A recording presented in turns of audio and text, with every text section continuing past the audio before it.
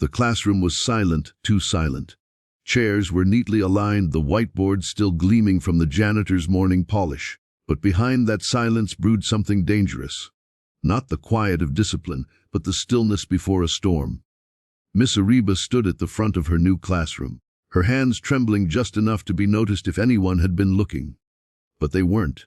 The students, mostly 15 to 16 years old, sat sprawled across their chairs with folded arms, dead stares, and heavy defiance in their eyes. She was new, barely 25, fresh out of training, and her first appointment had landed her in one of the roughest government schools in the city. But no training had prepared her for what she faced now. They had already mocked her accent, her clothes, her kindness, her too soft way of speaking, and then came the stares, the testing, the whispered bets on how long she'd last. A week, a day. What no one expected was that she wouldn't just last, she would change everything. It started on her third day. Rihan, the so-called leader of the class, stood up in the middle of her English lecture. Tall, cocky, the kind of boy who made teachers cry and principals make excuses. He strutted to the front of the room, smirking as he snatched the marker from her hand mid-sentence. "You think you can teach us?" he sneered. "Why don't you show us how you learn something, like crawling on the floor?" Before she could react, two of his friends grabbed her arms. Another girl, yes, even some of the girls were in on it, yanked her long braid. The class erupted into laughter as Miss Ariba stumbled and hit the floor with a sharp gasp. Her palms scraped against the tiles. Her hair twisted in the grip of the girl now standing over her, triumphant. "Crawl," Rihan ordered. "Beg us to listen." But what happened next stunned the entire room. Miss Ariba looked up, not with tears, not with anger, but with a calm fire burning in her eyes. She stood. Blood trickled from her palm, but her voice didn't tremble. "Rihan," she said, "is this what makes you feel powerful? Hurting someone who's never hurt you?" The class fell into a stunned silence. She turned to the rest. "Is this what you've learned from life? That the only way to be seen is by making others small?" For the first time, no one laughed. "You want me to crawl?" "No, I won't. Not today. Not ever." She walked out of the classroom straight to the principal's office. What followed was chaos. Teachers whispering in the hallways, students giggling about the softy who couldn't handle a few jokes.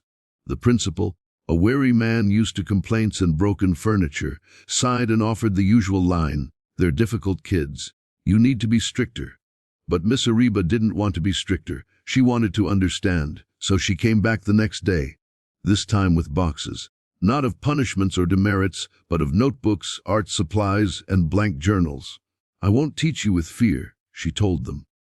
"I'll teach you with truth. If you can't respect me yet, that's okay. But I will respect you, every single one of you." Rihan scoffed, but something in his eyes shifted. Over the next few weeks, her classroom transformed. Each student was asked to write their story, not a grammar exercise, but their real story. At first, they mocked the idea. But slowly, painfully, honestly, the walls began to crack. One girl wrote about being abandoned by her mother, another about a brother in jail. Rihan, the same boy who dragged her down, wrote about his father's beatings, his mother's silence, and how school was the only place he felt in control. Miss Ariba didn't flinch. She read every story, wrote feedback with kindness, not pity. She spoke to the kids like they mattered. She stayed late after school for those who needed help. She brought extra food for the ones who came hungry. She found small victories, a past quiz, a poem, even just showing up on time, and celebrated them like gold medals. But not everyone liked it. Other teachers warned her. "You're too close to them. You'll get burned." And they were almost right. One afternoon, her motorbike tires were slashed. A note was left on her seat, "Leave. Or next time, it's your face." She walked into class with bandaged fingers from pushing the bike home. The room was quiet again, but this time it wasn't mocking. Rihan stood. "No, did it?" he asked the room. No one spoke. He walked up to Miss Ariba, pulled something from his backpack. A new set of pens wrapped in newspaper. "I'm sorry," he muttered, eyes down. "We were wrong about you." By the end of the term, her class had the highest attendance in the school. Discipline reports dropped. Rihan, once on the verge of expulsion, won a writing competition for his essay, "The Teacher Who Didn't Crawl." Miss Ariba didn't change them with punishments. She didn't need to raise her voice or demand respect. She earned it the hard way, by believing in them when no one else did. 2. In the end, the students who once dragged her by the hair were the ones who stood beside her on stage as she received a district award for transformative teaching. Her story spread across the school system. But to her, the biggest reward wasn't the applause or certificates. It was the way her students looked at her now, not with defiance but with trust. Because she never crawled. She rose, and in doing so, she taught them how to rise too. 2. Message of the story: sometimes the strongest teacher isn't the loudest, but the one who refuses to fall even when the world tries to drag her down. Respect isn't demanded. It's earned through courage, compassion, and conviction. The school gate creaked open on a gloomy Monday morning. A rickety sign read, Gov't, Model High School, Block D. Ariba stepped through with her lesson plans clutched in one hand and her mother's prayers echoing in her mind. She wasn't naive. She'd heard the rumors. That's the school where teachers quit every month. Where the students run the building. Where respect is a forgotten word. Still, she believed she could make a difference. That belief shattered within minutes. Her first class, 10th grade Section B, looked less like a group of students and more like a gang sizing up their next victim. Boys with shaved eyebrows and fake chains, girls with cold glares and gums snapping like gunshots. They called her Teacher Barbie. Some even barked as she passed. And when she turned her back to write on the board, someone threw a chalk that hit her neck. Then another. Then a crumpled paper with the words, Quit now or we'll make you.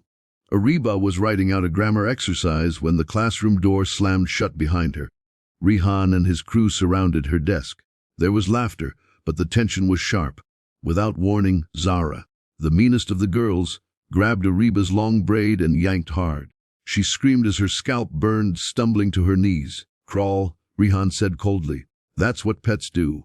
A boy filmed on his phone. Another kicked her file out of reach. They thought they'd won. But then the silence. Everyone expected her to cry, to run, to scream. Instead, she slowly got to her feet. Blood trickled from her lip where she had bitten it, falling. Her voice, steady yet piercing, cut through the room. You think this makes you powerful, she said softly, eyes meeting each of theirs. Dragging someone by the hair.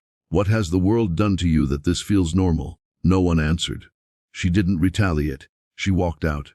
And that was the moment the real story began. She returned the next day, and the next and the next, not with punishments, but with stories, with patience, with assignments titled, Write something no one knows about you. It started slow. 1 or 2 wrote silly things. 1 wrote nothing. But Zara, the girl who dragged her hair, wrote about her older brother being shot in a gang fight. Rihan wrote about stealing food because there wasn't any at home. Others began to open up too, not just about violence and pain, but dreams. 1 boy wanted to be a mechanic. 1 girl secretly wrote poetry. Ariba read every paper. She responded with notes of encouragement. She stayed after class to help anyone who asked. She brought sandwiches to those who came to school hungry. She listened without judgment.